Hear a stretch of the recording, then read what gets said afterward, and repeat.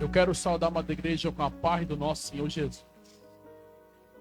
Você que nos ouve pelas redes sociais, boa noite para você, querido.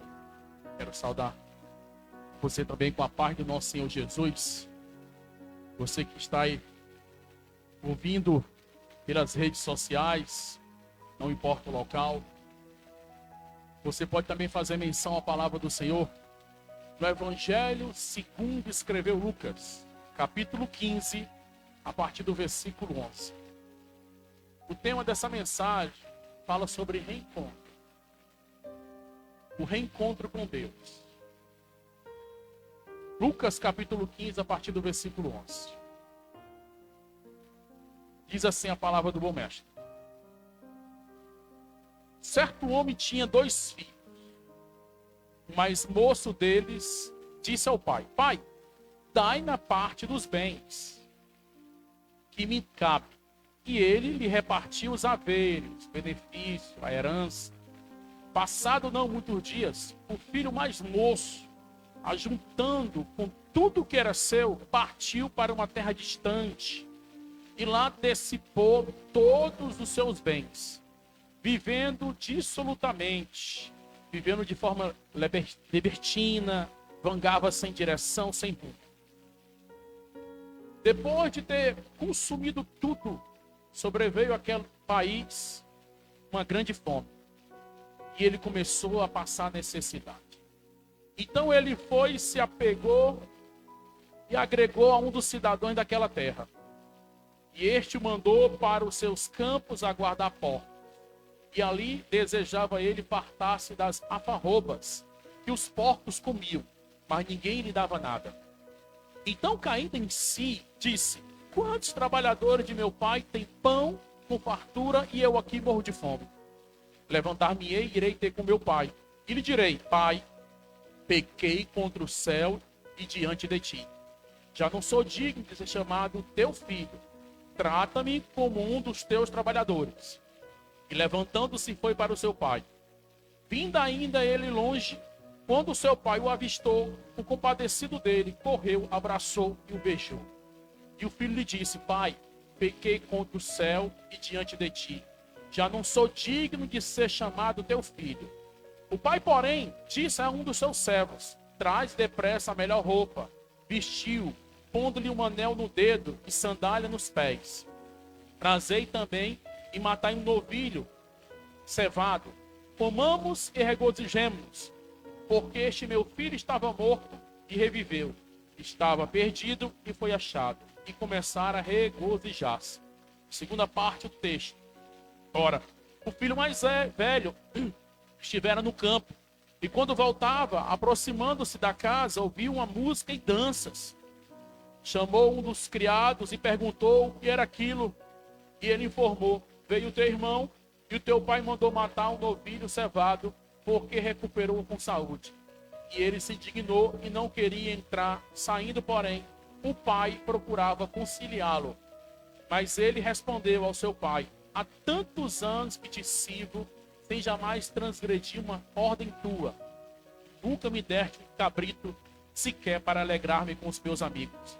Vindo, porém, esse teu filho, que desperdiçou os teus bens com meretrizes, tu mandar-te matar para ele um novilho cevado. Então lhe respondeu o pai: Meu filho, tu sempre estás comigo. Tudo que é meu é teu. Entretanto, era preciso que nós regozijemos e nos alegremos, porque esse teu irmão estava morto e reviveu. Estava perdido e foi achado. Senhor, meu Deus e meu Pai, eis aqui a tua palavra, Senhor. Fala aos nossos corações, como o Senhor tem falado desde o início do culto. Fala aos nossos corações através da divina profecia que é a Bíblia. Estamos aqui, meu Deus, como alunos diante do professor Espírito Santo, para sermos doutrinados e instruídos através da tua palavra. Fala aos nossos corações, pois nós temos sede da tua palavra, sede de justiça. Venha nos ensinar, meu Deus, que a tua palavra, Senhor, possa ser como um remédio que cura, como um fogo que queima, como uma espada que corta, como um bálsamo que sara. Assim a tua palavra. Fala conosco através do teu Espírito. Em nome de Jesus. Amém. Podeis assentar. Aleluia. Aplauda ao Senhor.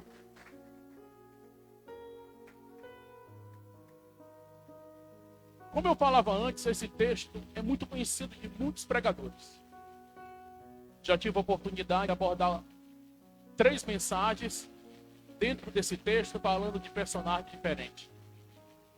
Eu poderia apenas falar do pai, que representa Deus.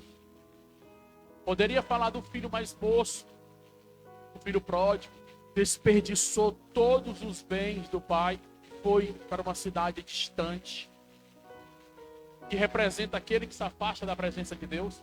E eu posso falar também daquele que ficou, daquele que estava na casa do pai, mas estava insatisfeito. Sempre tinha algumas desculpas, sempre tinha alguns problemas. E no dia da festa de reconciliação, procurou se opor contra o pai, com a atitude do pai em tentar reconciliar novamente o filho na presença da família. Mas nós vamos falar do Deus Pai. Mas falarmos do Deus Pai, precisamos entender a que ponto chegou aquele jovem mais moço, o caçula, que decidiu tomar uma decisão. Essa longa data de 25 anos servindo ao Senhor, já me deparei com vários filhos pródigos que tomam a decisão de deixar tudo, abandonar a sua fé e procurar viver nesse mundo perdido. Pessoas que tinham de tudo do bom e do melhor na casa do Senhor. Quando de repente, por uma decisão, sem pensar, de repente por causa de um detalhe, uma coisa tão simples, acaba abandonando tudo para voltar novamente, como diz a palavra do Senhor, a porca ao lamaçal e o cão a lamber o vômito. Quando nós falamos de filho pródigo, nós falamos da questão daquele jovem que desperdiçou tudo que ele tinha em casa e toda a sua herança e todos os seus bens com meretrizes. Assim não é diferente dos tempos atuais. Eu tenho acompanhado que antigamente as pessoas tinham uma facilidade de vir à presença do Senhor e uma palavra, apenas uma palavra, Jesus te ama, já de encontro ao coração daquela pessoa e já era a oportunidade daquela pessoa entregar sua vida ao Senhor. Mas nós estamos vivendo um período onde o politicamente correto, o império das trevas tem reinado. Nós estamos estudando agora sobre essa revista, falando sobre uma guerra entre a igreja do Senhor versus o império das trevas. E nós abordamos muito essa questão de quê? A questão da apostasia, do descuido de fé. Eu vejo muitos pregadores aí massageando o ego de muitas pessoas, iludindo a muitos, dizendo que virá um avivamento. Eu, estudando a palavra de Deus, não vejo esse avivamento. Outros têm citado o dia de Pentecoste, mas o dia de Pentecoste já aconteceu. Antes do dia de Pentecoste, o profeta Joel profetizou sobre o dia de Pentecoste, aonde Pedro, reunido juntamente com 120 pessoas, aconteceu aquela manifestação do Espírito Santo. E ele mesmo diz, tudo que está acontecendo hoje foi profetizado pelo profeta Joel. E eu vejo muitas pessoas abordando esse texto falando sobre avivamento, mas esse texto já aconteceu. Essa história já aconteceu. Essa manifestação do Espírito Santo já aconteceu. Mas o que eu tenho visto ultimamente são 3 períodos que têm assustado a igreja do Senhor. E muitas pessoas estão dormindo e não estão atentas ao que está acontecendo. Que é a questão da igreja nesse período de tribulação, porque o império das trevas está reinando cada vez mais. E eu vejo muitas pessoas abraçando o império das trevas dentro das congregações. Pessoas tentando trazer a facilidade para tentar, vamos dizer assim, conquistar pessoas. Não é necessário. Muitas pessoas trazendo o mundo para dentro da igreja, ver se conquista alguém. Não é necessário. Porque o único que convence o homem do pecado, do juízo e da justiça é o Espírito de Deus. Não precisa desse jeitinho brasileiro, não precisa colocar nada, não precisa acrescentar nada. Não precisa tirar nada do mundo para trazer para dentro da igreja. Nesses dias eu tenho acompanhado nesse período de festa junina que o povo está fazendo festa junina dentro das igrejas. Algumas congregações. Ou seja, o mundo entrando dentro da igreja. Uma coisa que tem entristecido o Espírito Santo. E num ambiente como esse ele não pode ficar. E ele fica lá fora, batendo na porta e pedindo para entrar. Mas infelizmente o império das trevas tem reinado. Na questão da tribulação, na questão da falta de amor, porque a palavra de Deus diz que por multiplicar a iniquidade, que quer dizer abominação e injustiça, o amor de quase todos iria esfriar. É o segundo. O primeiro é a tribulação, que o mundo está vivendo. Não é a grande tribulação, é tribulação. As pessoas, por detalhe, não vêm à casa do Senhor. Sempre tem uma desculpa. Sempre procura meios para não vir à casa do Senhor. Eu estou cansado, eu estou com sono, eu estou com sede. Eu não estou com vontade. Eu estou triste. Sempre tem uma desculpa. Assim são os pródigos da vida. Quando eu falo da falta de amor, em sequência vem o quê? A apostasia. E o próprio Paulo, falando para Timóteo, disse que nos últimos tempos, e é os últimos tempos que nós estamos vivendo, muitos apostarão da sua fé, dando ouvido à doutrina de demônios. É por isso que tem igrejas festejando quadrilha dentro da igreja. Doutrina de demônios. E uma coisa que nós temos que manter é o sagrado, o sacrossanto, o divino. Não podemos abrir mão, é isso que o inimigo quer. É uma forma de querer trazer multidões para dentro da igreja. Mas se você olhar dentro da palavra de Deus, o povo que se vê em o Senhor sempre é a minoria. Se nós se virmos aqui como exemplo, usando a palavra de Deus, dá o exemplo de Gideão. Tinha mais de 20 mil para guerrear contra os medianitas. O Senhor olhou e disse assim, tem muitas pessoas. Vamos fazer aqui o seguinte. Vamos colocar o povo à prova. Se realmente estão prontos para guerrear. E ele disse que daqueles 20 mil, quando ele colocou a prova, 10 mil foram embora. Aí ficou 10 mil pessoas ali juntamente com Gideão. E ele colocando a prova, dizendo o quê? Aquele que tomar a água como um cachorro toma, esse não é digno de ir para a guerra. Porque quando o cachorro vai tomar água, ele abaixa a sua cabeça. O soldado não pode abaixar a sua cabeça, ele tem que estar com a cabeça erguida diante de uma guerra. E ele colocou o povo à prova. Quando de repente ficou apenas 300. Quando a igreja se iniciou através de Jesus e 12 apóstolos. Quando de repente, quando começou a igreja do Senhor, a igreja primitiva, aquela que vivia no partir do pão, nas orações, na doutrina e na comunhão, 120 pessoas reunidas no local. E eles foram cheios do Espírito Santo. E a igreja começou a crescer. Nunca se baseia um crescimento espiritual em quantidade, sim em qualidade. Primeiramente vem a qualidade para depois vir a quantidade. Muitas vezes a pessoa diz assim, mas Senhor, mas aquele jovem, aquela senhora, aquele rapaz, aquele menino, quanto tempo eu tenho evangelizado, falar de Jesus para ele? Eu quero dizer uma coisa para vocês, gente. Nós estamos vivendo dias difíceis. A Bíblia fala sobre isso. A Bíblia diz que o mundo já é do maligno. E precisamos sujeitar a Deus e resistir o diabo para ele fugir de vós. O que está acontecendo hoje, as pessoas dando legalidade para o inimigo. Como esse jovem deu legalidade para o inimigo. Porque se você trazer para o lado espiritual, aquela casa representa a igreja. O pai representa Deus, ele tinha tudo, gente. Ele mesmo afirmou, quando ele caiu em si, disse que eu tenho pão e fartura. Eu tenho palavra, eu tenho Bíblia, eu tenho alimento para saciar minha fome espiritual. O que eu vou procurar no mundo que eu não vou encontrar? Se eu tenho tudo na casa do Senhor. Muitas vezes a pessoa precisa passar por essa provação. Muitas vezes a pessoa precisa passar por esse processo de entendimento para compreender que o melhor lugar do mundo é a casa do Pai. Aplauda ao Senhor. Agora imagina a tristeza do pai quando ele se aproxima e diz assim, ó pai, eu queria que o Senhor repartisse os bens.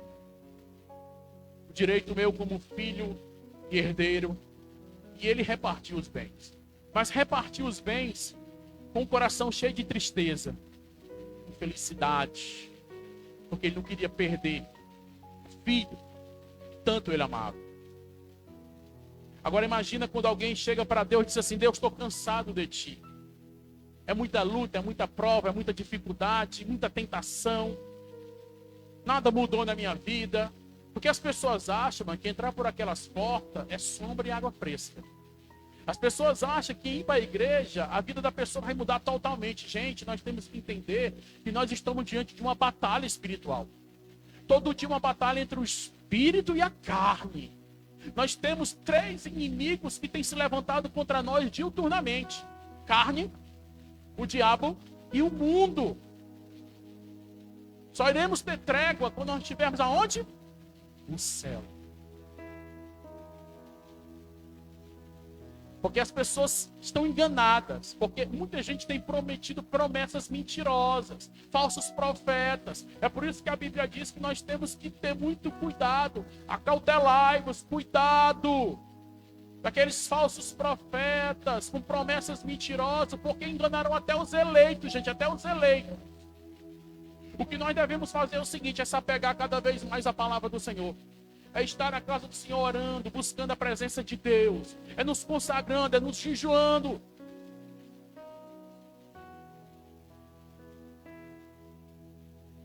Quantas pessoas que eu já ouvi, quantas pessoas que eu presenciei, quantas pessoas que eu conheci,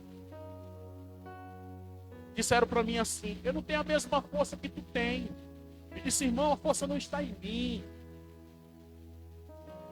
Aí eu dei, por exemplo, para essas pessoas a passagem de Paulo.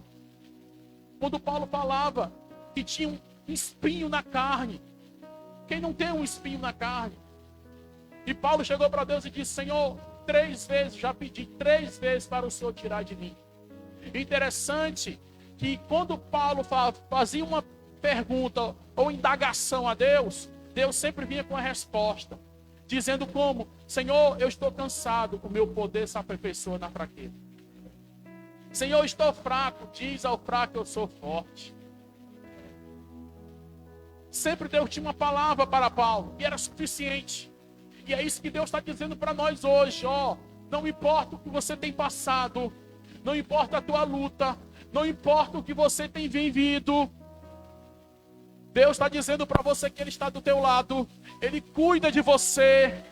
Não temas, não te assombre. Ele é o teu Deus de todas as horas, de todos os momentos.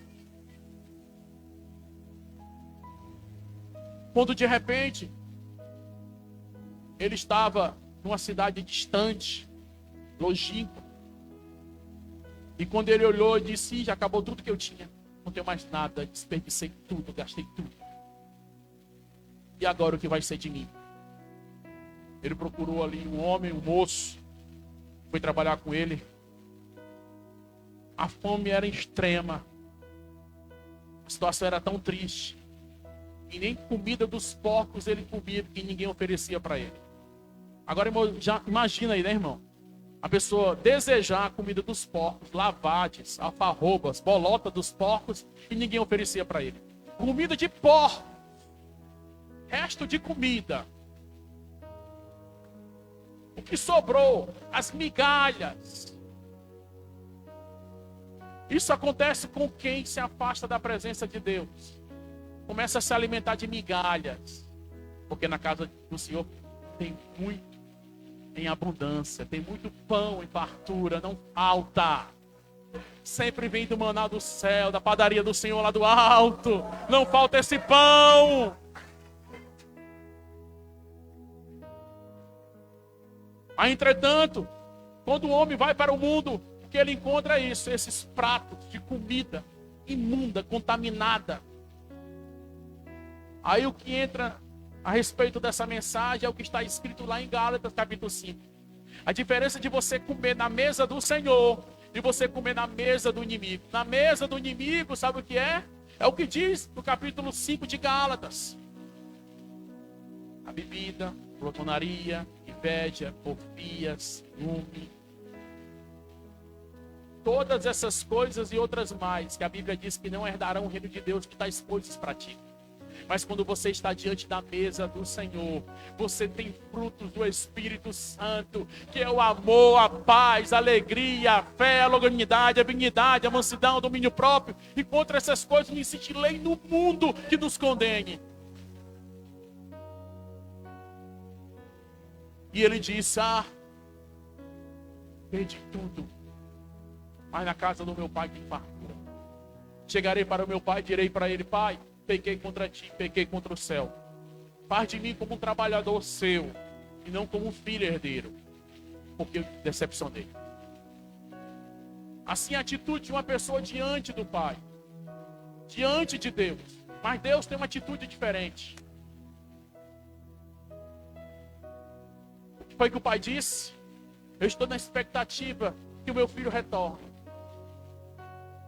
E quem sabe o pai ficava de uma porta adentro, procurando saber notícias sobre o filho. A Bíblia não relata, mas quem sabe o pai procurou saber, através de algumas pessoas, por onde andava o seu filho. Porque quem ama faz isso. Quem ama se preocupa, né, pastor? Com certeza. E nada de notícia, quando de repente ele vem a caminho. E o pai, naquela expectativa, não pensou duas vezes, correu. E a Bíblia diz que ele abraçou, beijou e disse: vamos preparar uma festa em celebração ao retorno do meu filho.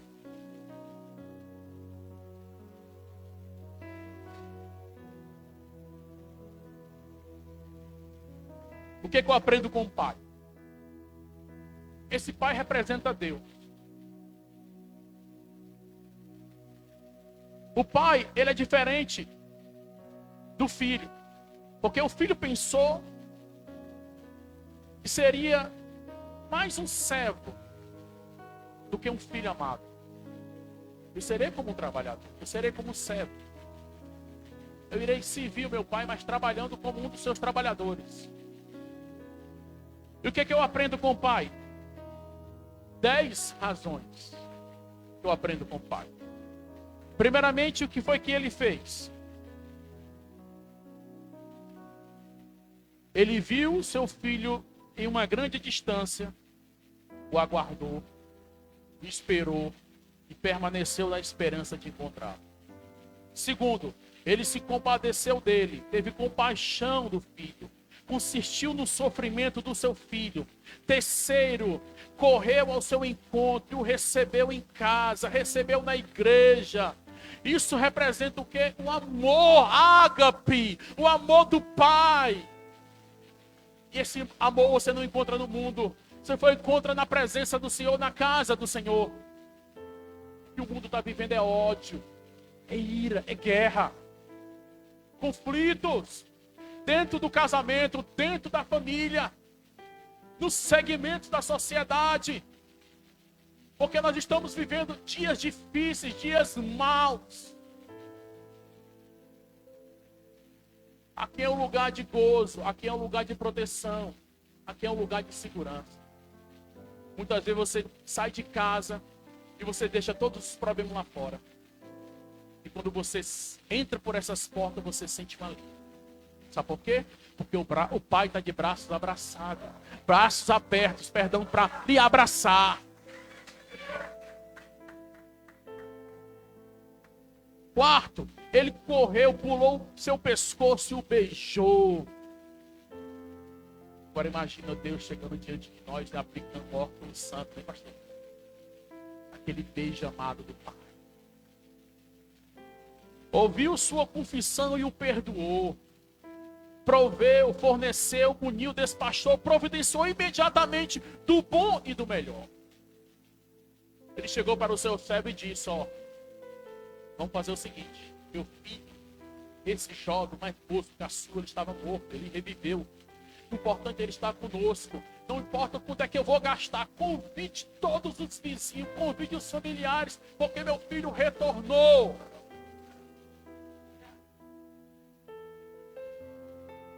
Na casa do Pai, Deus gratuitamente nos oferece amor, carinho e compaixão.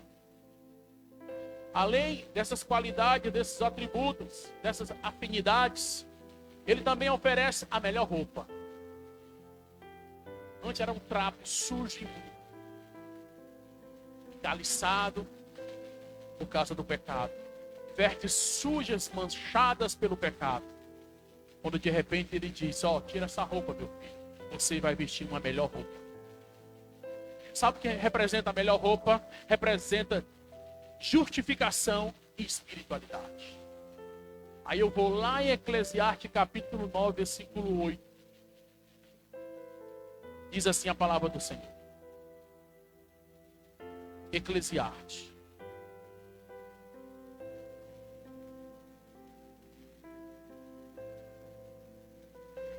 Nove e 8.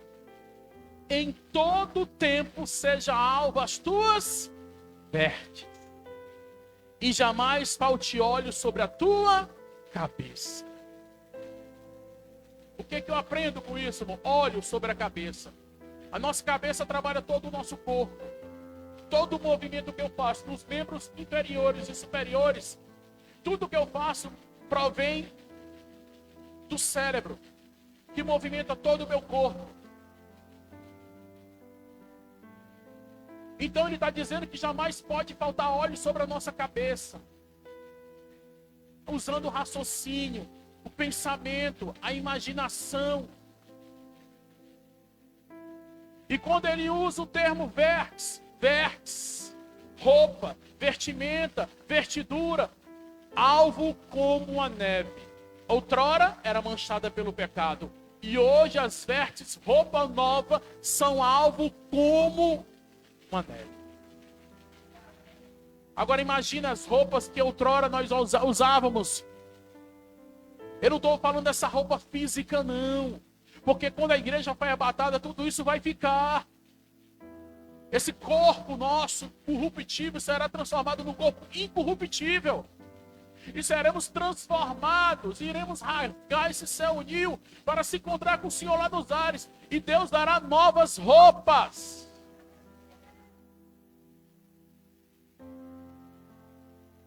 E essa roupa representa justificação e espiritualidade. Um anel no dedo, pastor, igreja.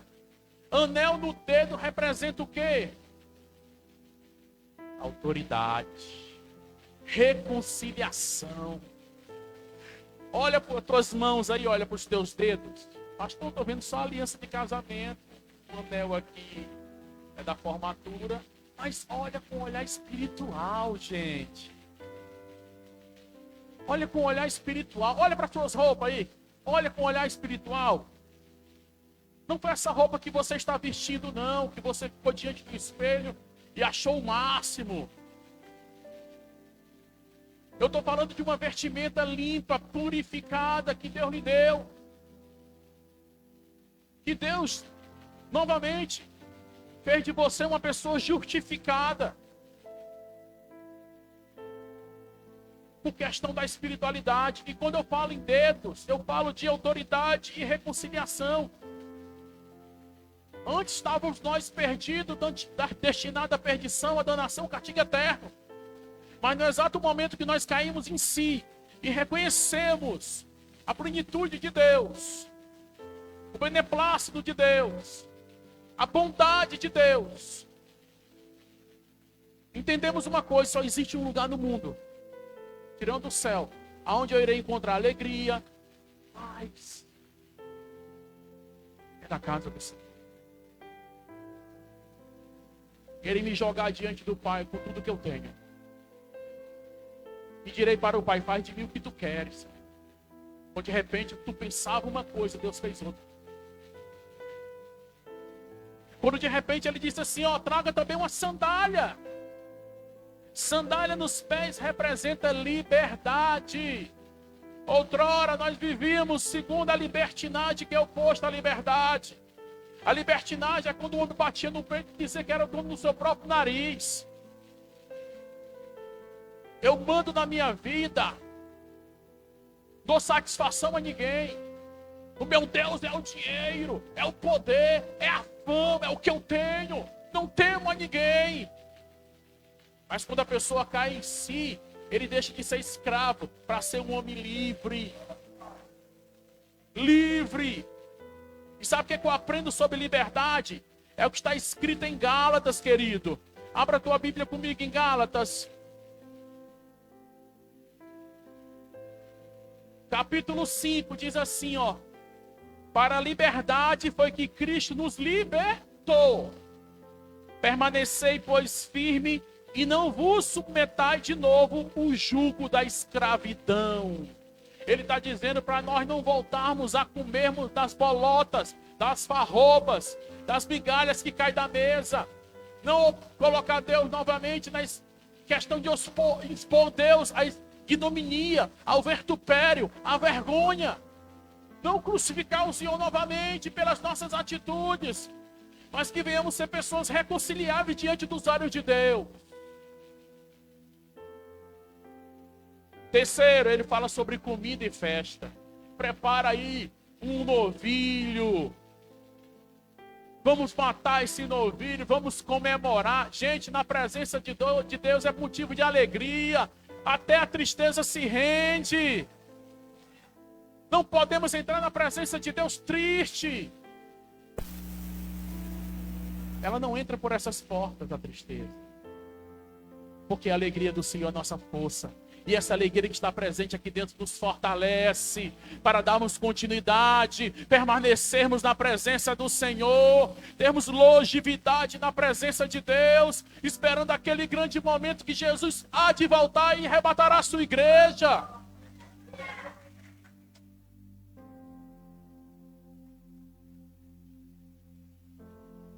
E aconteceu aquela grande festa. Eu já falei do pai que representa Deus, do filho que estava perdido que voltou. E de repente agora chega um jovem insatisfeito. Sabe o que eu aprendo? Quantas pessoas estão insatisfeitas na presença de Deus, hein, pastor? Quantas pessoas estão dentro da casa do Senhor, mas são insatisfeitas?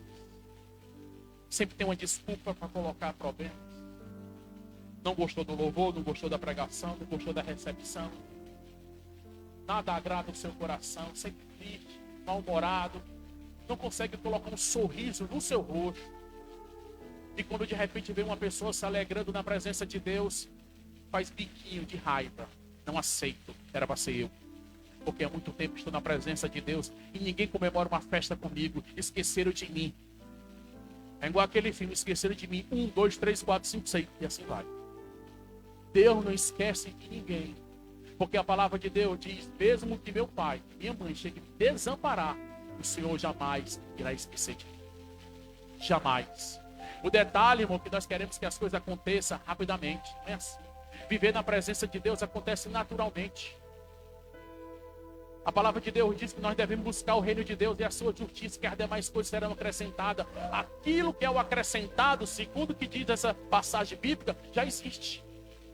O detalhe é que nós não temos paciência para esperar o nosso tempo, para comemorarmos, matando um novilho cevado e comemorarmos a nossa vitória e a nossa conquista. Aí nos tornamos pródigos insatisfeitos. Ou seja, existe aquele que desperdiça tudo no mundo e existe aquele que desperdiça o seu tempo na presença de Deus porque não se engaja, não faz nada na obra de Deus. E vai passando o tempo e a pessoa continua naquele marasmo. Não sai daquela rotina. Chega um momento que a pessoa cansa, diz assim, essa rotina, eu não estou vendo nada mudando, não tem diferença nenhuma, eu vou acabar saindo, eu não sou aproveitado, eu vou embora, procurar outra igreja, outra congregação, outro lugar. Não é assim que funciona. Eu aprendi uma coisa, seja útil diante do Senhor. Chegue para Deus e disse assim, Pai, eu quero ser útil. Qual é o meu talento? Qual é o meu dom? O que eu preciso fazer para essa obra crescer? O Senhor me trouxe para esse lugar com um objetivo, Senhor. Me mostra, me revela. Aí você deixa de ser um pródigo para ser uma pessoa serva. Um servo. Uma pessoa determinada a crescer, a progredir na vida. Por que eu estou falando isso? Porque essa mensagem revela isso. Ela revela a boa vontade do Pai em abençoar aquele que se foi, que retorna, e aquele que está dentro da casa do Pai, insatisfeito, porque não está vendo uma festa, não está comemorando uma festa. todo dia nós comemoramos uma festa. Sabe qual é? A nossa vida e a nossa salvação. É um motivo de festa. Mas quando a pessoa passa a ser aquele crente materialista, ele quer ver coisas palpáveis, visíveis. Eu quero um carro, eu quero uma casa, eu quero uma roupa nova, eu quero um emprego novo, eu quero ser promovido. Calma. Eles caem em primeiro lugar o reino de Deus. As coisas acrescentadas estão no mundo fenomênico. E algum dia virá para o mundo numênico. Existem muitas promessas da Bíblia. Muitas mesmo. Aí o detalhe é que as pessoas não estão se apegando às promessas de Deus. Porque infelizmente colocam seus olhos nos problemas, na insatisfação. Mas no exato momento que eu colocar meus olhos em Deus, esperar nele, eu verei a glória de Deus. Porque a única forma de ser feliz na vida é viver unicamente na presença do Senhor. Confiando inteiramente nele e esperando o tempo de Deus. O tempo de Deus é diferente do nosso. O Kairos de Deus é seu tempo. E o tempo nosso é o crono. Esse relógio está marcando o tempo cronológico. O tempo de Deus é diferente. Então aguarde o tempo de Deus. E nós devemos esperar, sabe como? Como diz a palavra do Senhor no Salmo 40. Olha o que diz o Salmo 40. Foi o meu primeiro salmo após a minha convenção. Salmo 40. Primeira coisa que Deus falou no meu coração foi eu colocar a minha mente e focar no Salmo 40. Esperei confiantemente pelo Senhor e Ele se inclinou para mim e ouviu o meu clamor. Quando clamei por socorro, você tem clamado por socorro. Help, help, socorro, socorro. Deus está ouvindo. Ele não mudou, Ele não é imutável. Eu aprendi uma coisa no silêncio de Deus. Quando Deus está em silêncio, não é porque Ele é imutável. Não é porque Ele deixou de existir. É porque Deus está trabalhando na terra. Você é terra. Deus trabalhando no teu coração. Tudo é no tempo de Deus. As bênçãos de Deus já estão preparadas. Será que nós estamos? Porque tudo que vem de Deus já está preparado. Aí nós temos que entender se nós estamos preparados para receber de Deus, para nós matarmos um novilho e comemorar. E não é a hora de matar um novilho, é porque eu não estou preparado. Se não é a hora de festejar, é porque eu não estou preparado. Aí eu vou esperar o tempo de Deus, na presença de Deus, e na presença do Senhor, e na casa do Pai. Amém? Aplauda o Senhor. Vamos louvar? Vamos colocar de pé? Você, querido, que nos ouve, espere em Deus, mas espere na casa do Pai. A tua hora vai chegar, o teu momento vai chegar. Espera com confiança, porque o que Deus preparou para você virá e não tardará. Que Deus em Cristo vos abençoe.